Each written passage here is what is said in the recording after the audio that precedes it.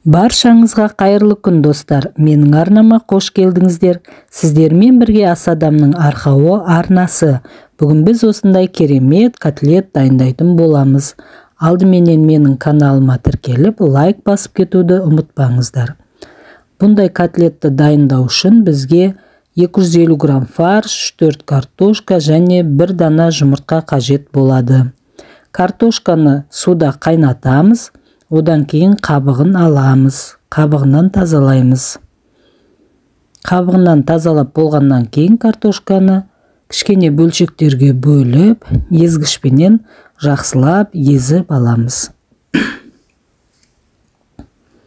Мінекей осылай жақсылап езіп аламыз. Негізі картошка менен фарштан керемет котлет шығады. Бұл котлетті дайындап жатқан кезде ешқандай да біздің котлетіміз бөлініп кетпейді, бір-біріне жабысып, өте әдемі тұрады, өте ыңғайлы. Картошка мен фарштан котлет жасау өте ыңғайлы. Мінекей картошканы езіп болғаннан кейін, енді оның үстіне фаршымызды салдық.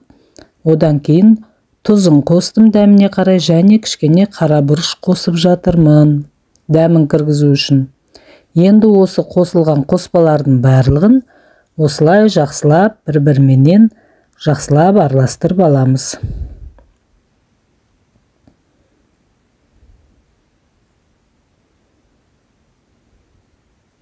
Бұл котлет өте оңай жасалады және тез жасалады. Кез келген үйдің қаншайымы жасай алады, өйткені жасалу жолы өте оңай. Мінекей мен 1 дана жұмыртқаны қостым, тағы да жақсылап араластырып жатырмын.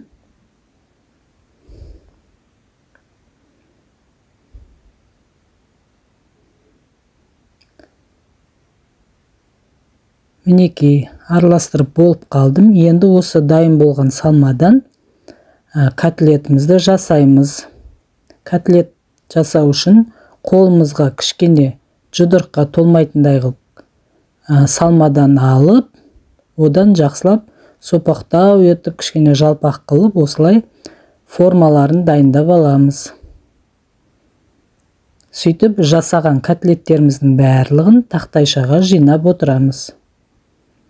Мінекей Аллаханның көмегіменен жақсылап котлетіміз дайындап алдық және оны ұнға аунаттым. Сөйтіп тақтайшаға осылайша котлеттерімізді жинаймыз.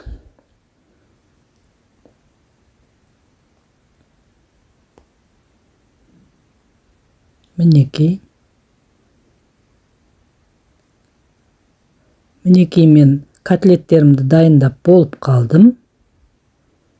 Енді котлеттерімізді пісіріп алуымыз қажет. Алдыменен табамызды отқа қоямыз, майын құямыз. Майы қызғаннан кейін жасаған дайын котлеттерімізді майға саламыз. Котлетті пісірген кезде отын кішкене пәсейтеміз, орташадан төменде отта осылай қуырамыз. Кішкене қуырылып болғаннан кейін, сарғайғаннан кейін астын үстіне аударып, осылайша котлетімізді пісіріп аламыз.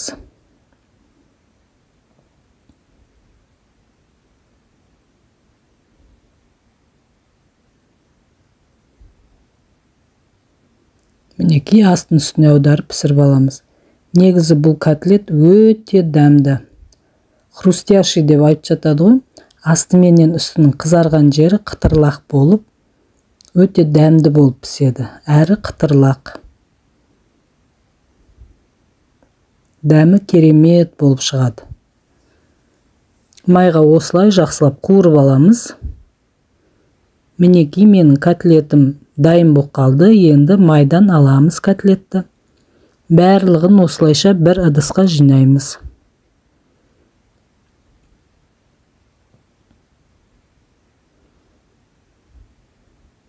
Сіздер де үйде осылай котлет жасап көріңіздер. Өте тез дайын болады. әрі жасалу жолы да өте оңай.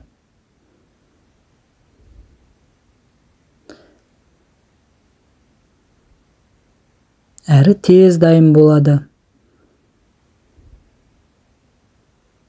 Ең негізгісі өте дәмді. Қытырлақ өзі жеген кезде.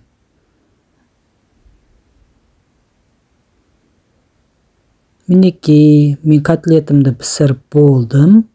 Дайындап қойдық. Енді астына гарниріне бүгін мен макарон қайнатқалы жатырмын.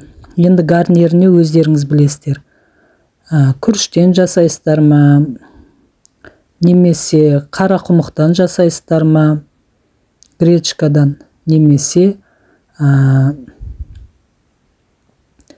макаронның кез келген түрінен жасайсыздар. Өздеріңіз білесіздер, гарниріне не дайындау керек екен. Мен бүгін вермишельден жасап жатырмын гарнирін. Қайнап тұрған суға кішкене тұзын саламыз, одан кейін вермишелін салып, вермишельді пісіріп аламыз. Піскеннен кейін үстіне суық құямын. Сөйтіп, макаронымызды судан сүзіп аламыз. Сөйтіп, ыдыстарымызға саламыз.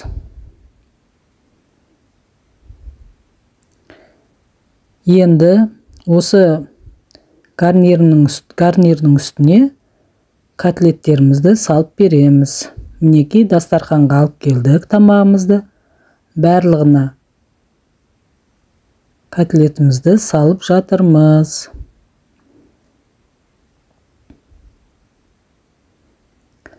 Назар қойып тыңдағандарыңызға рахмет.